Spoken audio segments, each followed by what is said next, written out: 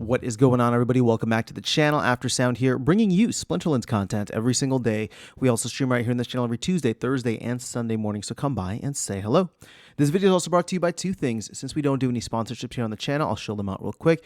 The first is my music, which is available anywhere you stream music under the name Aftersound, and the second is a new podcast I just launched called Chasing Infinity. Links in the description below. Check them out. Let me know what you think, and I appreciate the support.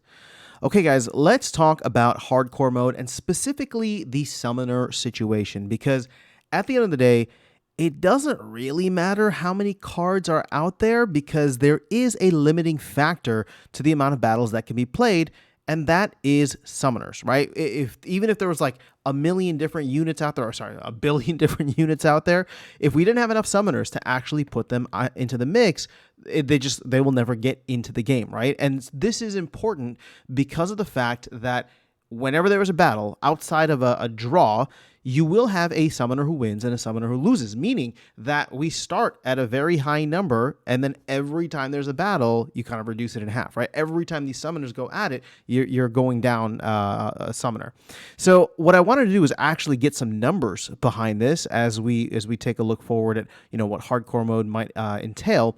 And here's the thing: we talked about this on the live stream, and I've kind of brought it up a couple times afterwards. But there is one tweak I think is worth considering for the team, and I'm just trying to run it by you guys here because I think it'll make a big difference, and that is Soulbound cards, right? So we talked about the fact that Soulbound cards, if they are not unlocked, so if they're still locked and still Soulbound, they should not be eligible for this game mode. Again, I don't know how difficult it will be from a technical perspective, but I want to share the numbers with you here, which will actually show quite how crazy it is. So this is all summoners, right? And I've got them from all sets. And what we're going to do is we're going to look at this column right here, this regular circulating. This is a number of cards, right? We won't focus on the BCX, but we can look at the regular circulating cards here and then the gold circulating cards there. Now I'm going to scroll all the way to the bottom, and what you'll see is that for regular foil, we'll just focus on regular foil for now, we have 2.67 million summoners in the game. Now, again, a majority of these are going to be Chaos Legion summoners because that is obviously the largest set. But here's the thing. Check out the Chaos Legion reward cards, Soulbound summoners, right? The 6-mana ones that can bring gladiators in. These are by far the highest. They each have about 330,000. So I was just doing some quick math here, and if you take, again, I didn't add them up exactly. I just multiplied 330,000 times 6. That gets you to 1.98 million, or we'll just say roughly 2 million at that point. Meaning that they make up like over or almost 80% of the summoners that are currently in the mix in the game. That is outrageous. I didn't even realize that it was that high, because you can see how they compare to something like Obsidian, Thaddeus Brood, General Sloan. Like, these are going to be the next highest ones, and these are only at 65, 62, 64, right? 59,000. They're not as high. I mean, this is literally like multiples higher. So in considering this, from not just a numbers perspective, which I'm presenting, but also, as we talked about previously, just the fact that, any and all accounts that have these summoners, we were farming them for over 18 months over the past 2 years when they went live in January of 2023. So, in thinking through how prevalent they'll be, and on how many accounts they'll be, and considering that there's no energy outside of using these cards, that's where I think the argument can be made, right? So just purely from a numbers perspective, you start to limit it significantly. And if people want to participate in hardcore mode, well, they can go in and unlock their summoners, right? It's a simple DEC fee. Obviously, it's a little bit more expensive now, and we're coming up to the end of that window to unlock them.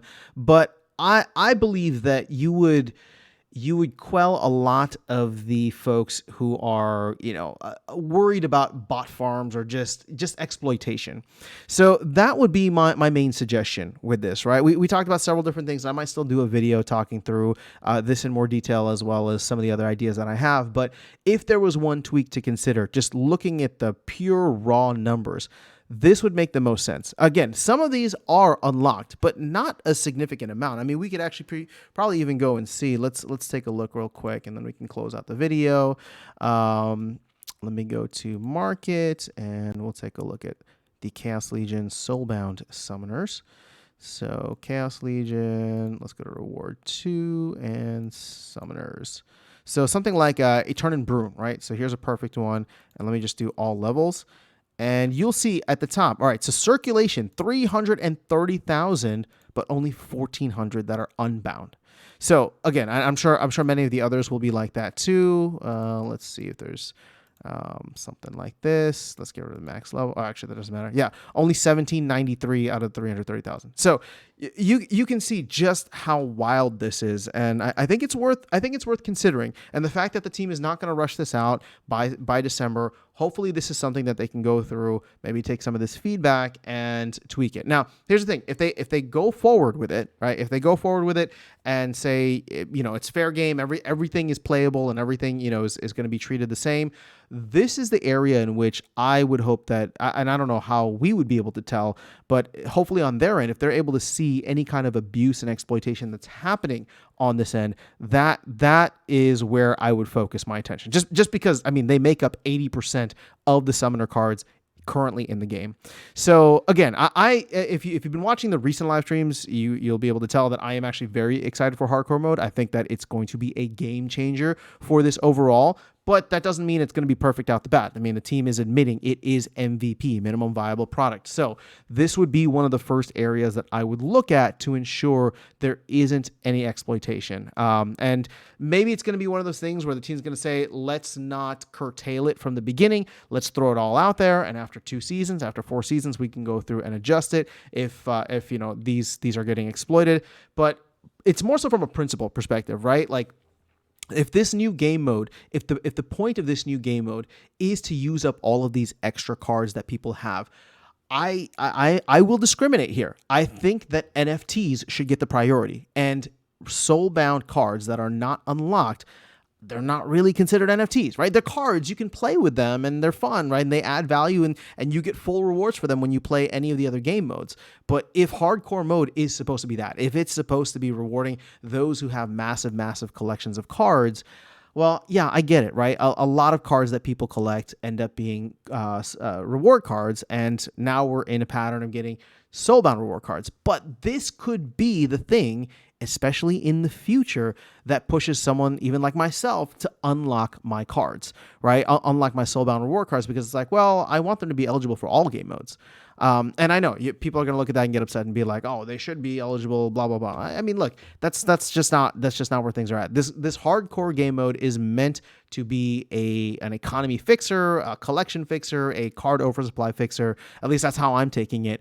And I would say that this is at least one tweak that I would consider to the overall thing. But we have a couple of months, or at least a month plus so that we'll have until we actually get this live. And so we'll see what the team does. But that is all I have for you guys in this video. Let me know your thoughts in the comments below. Otherwise, I'll catch you all in the next one and see you around the game. Take care.